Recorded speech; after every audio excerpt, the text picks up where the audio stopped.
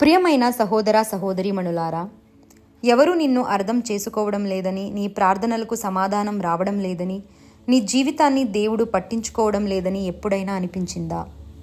ఈరోజు నతానియేలు అనుభవం మనకు ఒక గొప్ప సత్యాన్ని చెబుతుంది. మనకు దేవుడు కనిపించకపోయినా ఆయన దృష్టి ఎప్పుడూ మన మీదే ఉంటుంది. ఫిలిప్పు నతానియేలుతో మేము యేసును కనుగొన్నాము అని చెబుతాడు. నతానియేలు వెంటనే ప్రశ్నిస్తాడు, నజరేతు నుండి మంచి ఏదైనా రాగలదా? ఇది కేవలం నజరేతు గురించి సందేహం కాదు, ఇది మనిషి చేసే ఒక సాధారణ తప్పు. మనకు తెలిసిన పరిమితిలో దేవుని పనిని అంచనా వేయడం. ఈ వ్యక్తి ద్వారా దేవుడు ఎలా పనిచేస్తాడు? ఈ పరిస్థితి నుంచి మంచి ఎలా వస్తుంది?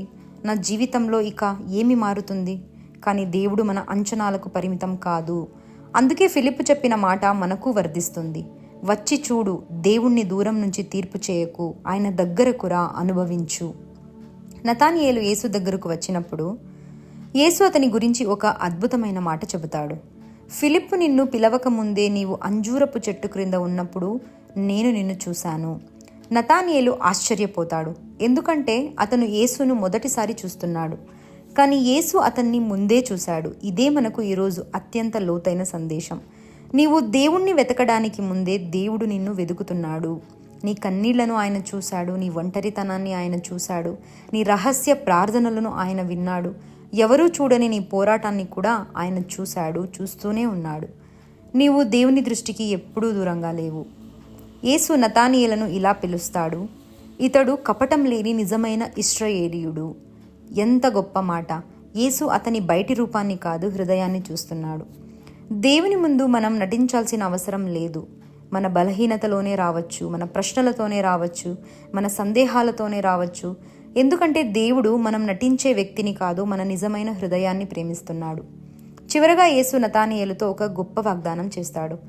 ఆకాశం తెరిచి దేవదూతలు మనుష్య కుమారుడిని పైకి ఎక్కడం దిగడం మీరు చూస్తారు. ఇది కేవలం ఒక దర్శనం కాదు, యేసే దేవునికి మనిషికి మధ్య జీవమయమైన వంతెన. మన పాపం మనలను దేవుని నుండి దూరం చేసినా క్రీస్తు మనలను తిరిగి తండ్రి దగ్గరకు తీసుకువస్తాడు.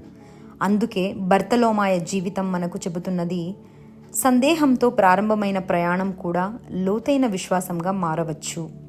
ఈరోజు మనల్ని మనం అడుగుదాం, నేను దేవుణ్ణి నా పరిమితమైన ఆలోచనలతోనే అంచనా వేస్తున్నానా? ఎవరూ చూడని సమయంలో కూడా దేవుడు నన్ను చూస్తున్నాడని నేను నమ్ముతున్నానా? నా నిజమైన హృదయంతో యేసు దగ్గరకు రావడానికి సిద్ధంగా ఉన్నానా? ఈరోజు యేసు మనతో కూడా చెబుతున్నాడు, నేను నిన్ను చూశాను. యేసు మనల్ని చూస్తున్నాడు. ప్రభువా యేసయ్య, నేను మిమ్మల్ని వెతుకుతున్నానని అనుకున్నాను, కానీ నా జీవితంలో ప్రతి అడుగుకు ముందే మీరు నన్ను వెతికారని ఈరోజు అర్థం చేసుకునే కృప ఇవ్వండి. ఎవరూ చూడని నా కన్నీళ్లను మీరు చూశారు, ఎవరూ వినని నా ప్రార్థనలకు మీరు విన్నారు, ఎవరు అర్థం చేసుకొని నా హృదయాన్ని మీరు అర్థం చేసుకున్నారు. పవిత్ర బర్తలోమాయిల సందేహం నుండి విశ్వాసానికి, ప్రశ్నల నుండి సమర్పణకు, మీ దర్శనం నుండి మీ శిష్యత్వానికి నన్ను నడిపించండి. నా జీవితంలో ఆకాశం తెరుచుకుని ప్రతిరోజు మీ సన్నిధిని గుర్తించే కళ్ళను నాకు ప్రసాదించండి. ఆమేన్.